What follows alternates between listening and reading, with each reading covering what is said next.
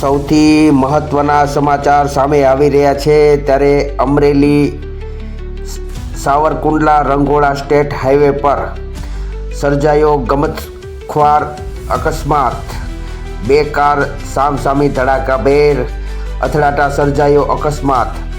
ભાવનગરથી સપ્તાહમાં જતી કાર અને આસંગથી લગ્ન પ્રસંગમાં જતી કાર વચ્ચે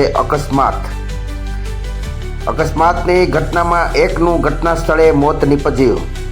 અકસ્માતની ઘટનાથી 108 અને પ્રાઇવેટ એમ્બ્યુલન્સોમાં ઈજાગ્રસ્તોને સારવારમાં ખસેડાયા। 9 જેટલા મુસાફરોને થઈ ઈજાઓ, 5ને ગંભીર ઈજાઓ થતાં અમરેલી સારવારમાં ખસેડાયા। અકસ્માતની ઘટનાથી સેવાભાવીઓ દોડી આવ્યા। પોલીસ ઘટના સ્થળે પહોંચીને તપાસ હાથ ધરી। આવા સમાચાર માટે જોતા રહો। ફરી મળીશું નવા સમાચાર સાથે। ફારૂક બિલખિયા, દિવ્ય સર્જન ન્યૂઝ।